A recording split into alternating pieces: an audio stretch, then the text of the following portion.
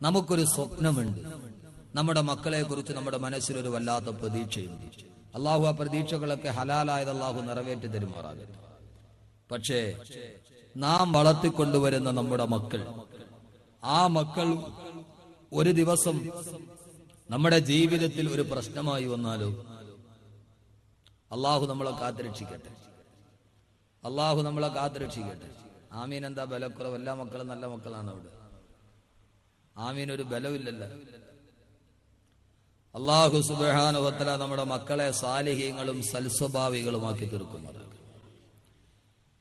എന്റെ പ്രിയപ്പെട്ട സഹോദരങ്ങളെ, നാം ഇത്രയേറെ സ്നേഹിക്കുന്ന നമ്മുടെ മക്കൾ നമ്മുടെ കണ്ണിലെ കൃഷ്ണമണിയേക്കാളേറെ. കണ്ണ് പിടിതു കൊടുത്താലും, പണ്ട് ഞാൻ പറഞ്ഞിട്ടുണ്ട്, സ്കൂളിലൊക്കെ പഠിക്കുമ്പോൾ ഒരു കവിതയുണ്ട്, എന്റെ ഭൂതം. നമ്മൾ മലയാള ക്ലാസ്സിലൊക്കെ പഠിക്കുമ്പോൾ പണ്ടൊക്കെ സ്കൂളിൽ ഒരു കവിതയുണ്ടായിരുന്നു, എന്റെ ഭൂതം. അല്ലേ? ഇപ്പൊ ഇല്ലേ? ഞാനൊക്കെ സ്കൂളിൽ പഠിക്കുമ്പോൾ ഒരു കവിതയുണ്ട്, എന്റെ ഭൂതം. അതിന്റെ ഇതിവൃത്തം മറ്റൊന്നുമല്ല, ഒരു മാതാവിന്റെ കുട്ടിയെ ഭൂതം തട്ടിക്കൊണ്ടുപോയി. അങ്ങനെ തന്റെ കുഞ്ഞിനെ അന്വേഷിച്ച് നടന്ന മാതാവ് അവസാനം ഭൂതത്തിന്റെ കയ്യിൽ, വലിയ മാരകമായ വലിയൊരു ഭൂതത്തിന്റെ കയ്യിൽ തന്റെ കുഞ്ഞിരിക്കുന്നു. ഭൂതം ആ കുഞ്ഞിനെ തിന്നാൻ പോകും. അപ്പൊ ആ ഭൂതത്തിനോട് മാതാവ് പറഞ്ഞു, എന്റെ കുഞ്ഞിനെ എനിക്ക് തിരിച്ചു തരണം, ഞാൻ അതിന് പകരം എന്തു വേണമെങ്കിലും തരാം. അപ്പോ ഭൂതം പറഞ്ഞത്, നിന്റെ 2 കണ്ണുകൾ എനിക്ക് തന്നാൽ അതിന് പകരം നിന്റെ കുഞ്ഞിനെ ഞാൻ തരാം. അരിയും മണികളും കിഴികെട്ടി തന്നിടാം, ഓമന കുട്ടനെ ഞാൻ എടുക്കും. എൻമണി നോക്കാതെ നിൻമിഴി നോക്കാതെ അമ്മതൻ കണ്ണുകൾ ചൂഴ്ന്നെടുത്തു. പുലരിച്ചന്താമര പോലവേ ഭൂതത്തിൻ തിരുമുമ്പിൽ അർപ്പിച്ചു തൊഴുതുരച്ചു. ഇതിലും വലിയതാണ് എന്റെ പൊന്നോമന, അതിനെ തരീകന്റെ ഭൂതമേ നീ. ഇതിലും വലിയതാണ് എന്റെ പൊന്നോമന, അതിനെ തരീകന്റെ ഭൂതമേ നീ. എന്റെ ഈ കണ്ണിന്റെ കൃഷ്ണമണികളെക്കാളേറെ എനിക്ക് വലുത് എന്റെ ഈ പൊന്നോമന കുട്ടനാണ്. അതുകൊണ്ട് എന്റെ കണ്ണ് 2 ചൂത്തെടുത്തിട്ടും മകനെ വാങ്ങിച്ച ഒരു ഉമ്മയുടെ കഥ മലയാള കവിതയിൽ നമ്മൾ പഠിച്ചിട്ടുണ്ട് പണ്ട്. പക്ഷേ നമ്മൾ ഇപ്പൊ പഠിക്കുന്ന ഉമ്മയുടെ കഥ അതല്ല. മലയാള കവിതയിൽ നമ്മൾ പഠിച്ചത് സ്വന്തം കണ്ണിലെ കൃഷ്ണമണി കുടിച്ചെടുത്തിട്ട് കൊടുത്തിട്ട് മകനെ വാങ്ങിച്ചു കൊണ്ടുപോയ ഉമ്മയുടെ കഥയാണ്. പക്ഷേ നിങ്ങൾക്ക് കുറച്ചുകൂടി വ്യക്തമായിട്ടറിയാം, നമ്മൾ കഴിഞ്ഞ ആഴ്ച കേട്ട ആ ഉമ്മയുടെ കഥയല്ല. വിദേശത്ത് നിൽക്കുന്ന പാവപ്പെട്ട ഭർത്താവിനെ വഞ്ചിച്ച് ഹർഷകുമാർ എന്ന് പറയുന്ന ചെറുപ്പക്കാരന്റെ കൂടെ രാസലീലകളാടി അതിന് തടസ്സമായി നിന്ന ജസ്ന എന്ന് പറയുന്ന 13 വയസ്സുള്ള പൊന്നുമോളെ കൊല്ലാൻ കൂട്ടുനിന്ന റജുല എന്ന് പറയുന്ന കണ്ണില് ചോരയില്ലാത്ത മാതാവിന്റെ കഥ കേട്ടിട്ട് മനസ്സ് വല്ലാതെ പിടമ്പുപോയി മലയാളികളുടെ. കേട്ടിട്ടുണ്ടാവൂലോ നിങ്ങള്? ഇല്ലേ? അതും ഒരു മാതാവാണ്, അതും ഒരു ഉമ്മയാണ്. എന്തുകൊണ്ട് ഇതൊക്കെ ആവർത്തിക്കപ്പെടുന്നു എന്ന ദുരന്തങ്ങളിലേക്ക് നാം കണ്ണോടിക്കേണ്ടതുണ്ട്.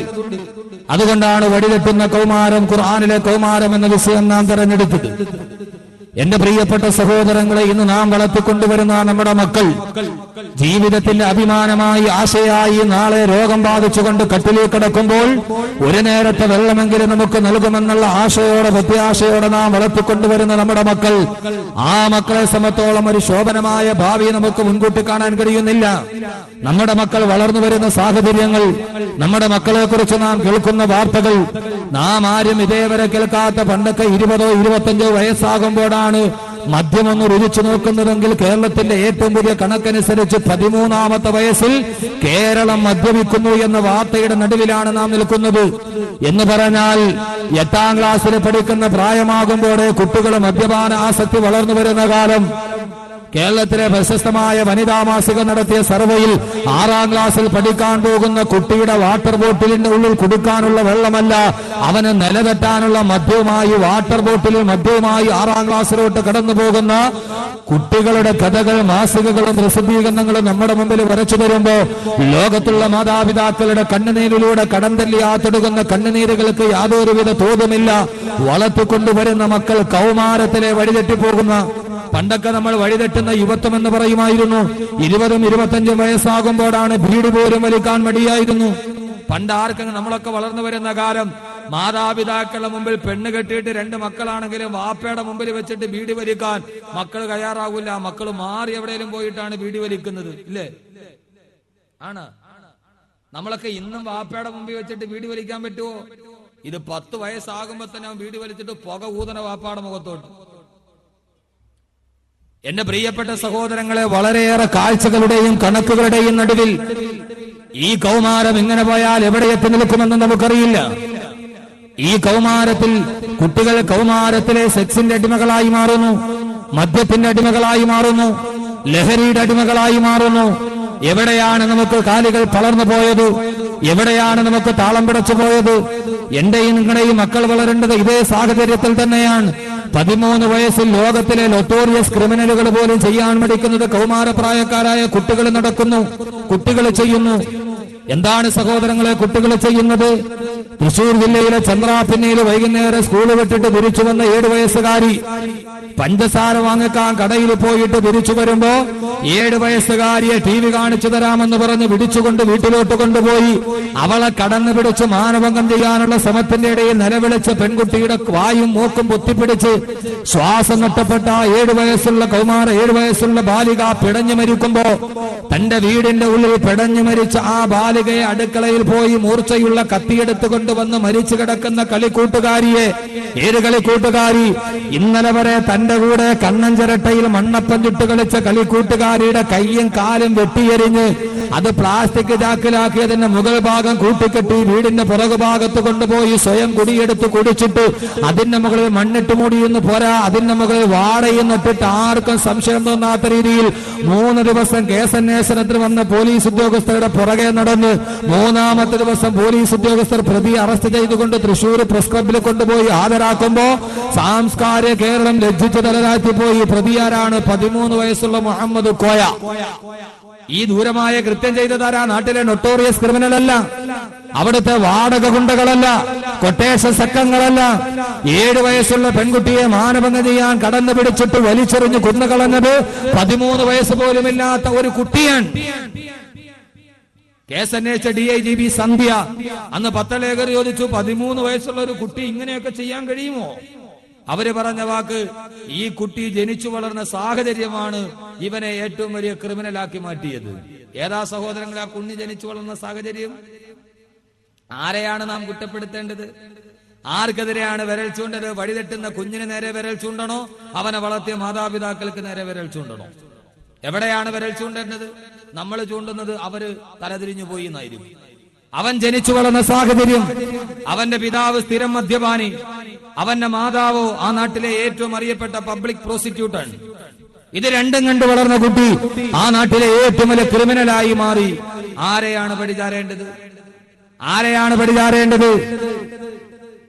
അകലെയൊന്നും പോകണ്ട. ആറ്റിങ്ങൽ നഗരത്തിലെ 7, 8, 9, 10 ക്ലാസ്സിൽ പഠിക്കുന്ന കുട്ടികളുടെ രക്ഷകർത്താക്കളുടെ പരാതി പ്രകാരം പ്രധാന അധ്യാപകർ ആറ്റിങ്ങൽ നഗരത്തിലെ ഏറ്റവും പ്രധാനമായ എയ്ഡഡ് സ്കൂൾ പോയി റെയ്ഡ് ചെയ്തു നോക്കിയപ്പോൾ പഠിക്കാൻ വേണ്ടി വന്ന കുട്ടികളുടെ 13, 14, 15 വയസ്സുള്ള കുട്ടികളുടെ സ്കൂൾ ബാഗിൽ നിന്ന് കിട്ടിയത് കണക്ക് പുസ്തകമല്ല, സയൻസിന്റെ പുസ്തകമല്ല, രസതന്ത്രത്തിന്റെ ഫോർമുലയല്ല, രാസലീലകളുടെ ഫോർമുലകൾ അടങ്ങുന്ന 70ഓളം നീലചിത്രങ്ങളുടെ സീഡികളാണ് ആറ്റിങ്ങൽ നഗരത്തിലെ പ്രശസ്തമായ 7ാം ക്ലാസ്സിൽ പഠിക്കുന്ന കുട്ടികളുടെ ബാഗിൽ നിന്ന് തെരഞ്ഞെടുത്തതെങ്കിൽ കൊല്ലം നഗരത്തിലെ പ്രധാനപ്പെട്ട സ്കൂളിലെ 8ാം ക്ലാസ്സിലെ വിദ്യാർത്ഥി കൊല്ലം ജില്ലാ കളക്ടർക്ക് കത്തെഴുതി, സാർ അടിയന്തരമായിട്ട് എന്റെ സ്കൂളിൽ ഇടപെടണം.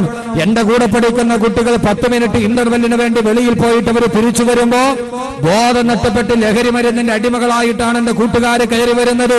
എന്റെ കൂട്ടുകാർക്ക് ലഹരി മരുന്നുകൾ വിതരണം ചെയ്യുന്ന ലോബി സ്കൂളിന്റെ വളപ്പിന്റെ ഉള്ളിൽ മുഴുവനും പ്രവർത്തിക്കുകയാണ്. അധ്യാപകർ അതിന് കൂട്ടുനിൽക്കുന്നു എന്ന് എഴുതേണ്ടി വന്നത് കൊല്ലം നഗരത്തിലെ 7ാം ക്ലാസ്സിൽ പഠിക്കുന്ന കുട്ടി ജില്ലാ കളക്ടർക്ക് കത്തെടുക്കേണ്ട അവസ്ഥയിൽ നമ്മുടെ കൗമാരം വഴിതെറ്റിപ്പോയിരിക്കുന്നു. ആലപ്പുഴ ജില്ലയിലെ അമ്പലപ്പുഴയിൽ +1 വിദ്യാർത്ഥികളായ 3 വിദ്യാർത്ഥികൾ ക്ലാസ് മുറിയിൽ ആത്മഹത്യ ചെയ്തു. 6 മാസം തികഞ്ഞില്ലല്ലോ. ആരാണ് ആത്മഹത്യ ചെയ്തത്? +1 പഠിക്കുന്ന 3 വിദ്യാർത്ഥികൾ ആത്മഹത്യ ചെയ്തു. ആലപ്പുഴ ജില്ലയിലെ അമ്പലപ്പുഴയിൽ ക്രൈംബ്രാഞ്ച് കേസേറ്റെടുത്തു. കേസേറ്റെടുത്ത് കഴിഞ്ഞ് അന്വേഷണം ചെല്ലുമ്പോൾ അന്വേഷണത്തിന്റെ വിരൽ ചൂണ്ടുന്നത് എവിടേക്കാണ്? കൂടെ പഠിക്കുന്ന ആൺകുട്ടികൾ 3 ആൺകുട്ടികളെ അറസ്റ്റ് ചെയ്തു. 16 വയസ്സ് പോലും എത്താത്ത ആൺകുട്ടികളെ. കാരണമെന്താ? 8ാം ക്ലാസ് മുതൽ ഈ 3 പെൺകുട്ടികളും ഈ 3 ആൺകുട്ടികളുമായി പരസ്പര സമ്മതത്തോടെയുള്ള ശാരീരിക ബന്ധമുണ്ട്.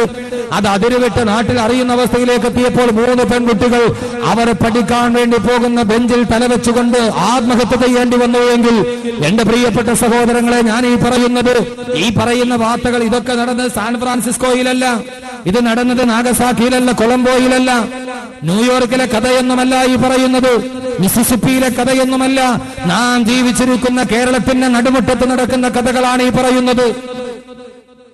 എന്റെ പ്രിയപ്പെട്ട സഹോദരങ്ങളെ, ഞാൻ താമസിക്കുന്ന അഞ്ചലിനടുത്ത് ഏറത്ത് 3 പെൺകുട്ടികൾ ചുരിദാറിന്റെ ഷാളിൽ 110 kV ലൈനിൽ ആത്മഹത്യ ചെയ്തു. കാടിന്റെ നടുവിൽ പാവപ്പെട്ട കൂലിപ്പണിക്കാരനായ പിതാവ് നടത്തിയ 3 പെൺകുട്ടികൾ, 10ാം ക്ലാസ്സിൽ പഠിക്കുന്ന കുട്ടികൾ, 3 സഹോദരിമാർ, ജ്യേഷ്ഠ സഹോദരിമാർ 110 kV ലൈനിൽ കഴുത്തിൽ കിടന്ന ചുരിദാറിന്റെ ഷാളിൽ കെട്ടിത്തൂക്കി ആത്മഹത്യ ചെയ്തു. എന്താണ് കാരണം? സ്കൂളിലോട്ട് പോകുന്ന വഴിയിൽ നാട്ടിലെ ഓട്ടോ റിക്ഷക്കാരുമായിട്ടുള്ള അവിഹിതമായ ബന്ധങ്ങൾ. നമ്മുടെ കുട്ടികൾ വഴിതെറ്റുകയാണ്, നമ്മുടെ കൗമാരം വഴിതെറ്റുകയാണ്. ആർക്കും ചിന്തിക്കാൻ കഴിയാത്ത രീതിയിൽ എന്റെയും നിങ്ങളുടെയും മക്കൾ പോലും എത്തി നിൽക്കുന്നത് ഞാൻ ഈ പറയുന്നത് പറയാൻ പോലും പറ്റാത്ത കാര്യങ്ങൾ. സാമൂഹികമായ ദുരാചാരത്തിന്റെ അധപതനത്തിന്റെ അധമത്തിലേക്ക് ഏടുവനും കൂപ്പുകുത്തുകയാണ്. മാതാവുമായി ലൈംഗിക ബന്ധത്തിലേർപ്പെടുന്ന മതകന്റെ കാലം, മകനുമായി മകളുമായി പരസ്പര ബന്ധത്തിലേർപ്പെടുന്ന പിതാവിന്റെ കാലം.